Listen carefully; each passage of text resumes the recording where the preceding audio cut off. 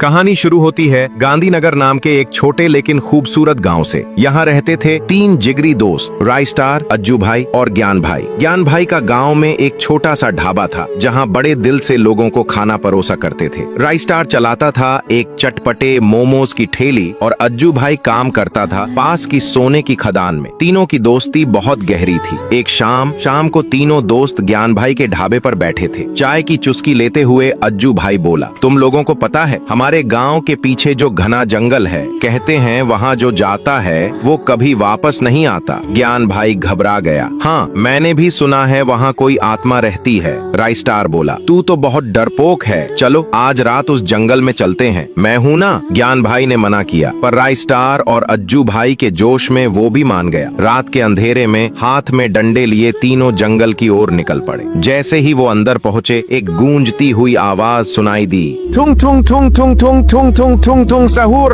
ज्ञान भाई घबरा गया। ये कैसी आवाज थी? राइस्टार बोला, चलो अंदर चलते हैं। थोड़ा आगे जाने पर उन्होंने देखा एक बड़ा पेड़ जिसके चारों ओर जड़ी बूटियां और चमकीले फूल थे। राइस्टार हंसते हुए बोला, ये देखो, जहाँ आत्मा की बात कर रहे थे वहाँ तो कुछ नहीं है। लेकिन तभी फिर वही आवाज आई, थुंग थुंग थुंग थुंग सहूर। अब राइस्टार बोला, लगता है इस पेड़ से आ रही है, काट डालो इसे। जैसे ही उन्होंने पेड़ काटा, तभी उसमें से निकलता है एक सूखा लकड़ी जैसा जीव जिसकी बड़ी बड़ी आंखें और हाथ में एक भयानक छड़ी होती है। तभी उसे देखकर सब घबरा जाते हैं और घबराहट में अज्जू भाई से छड़ी चल जाती है जिससे वो सूखा लकड़ा मारा जाता है। राइस्टार दुखी आवाज में कहता है, ये तुम दोनों ने क्या कर दिया? हम तो बस देखने आए थे, लेकिन तुमने उसे मार डाला। अब भागो यहाँ से। फिर वे तीनों उस जंगल से रात को ही भाग जाते हैं। अगली सुबह राइस्टार और ज्ञान भाई दोनों बाइक से जा रहे होते हैं। तभी सड़क के किनारे भीड़ देख के ज्ञान भाई बोला, रुक राइस्टार, कुछ गड़बड़ है। दोनों धीरे धीरे कदमों से भीड़ के पास जाते हैं और देखते हैं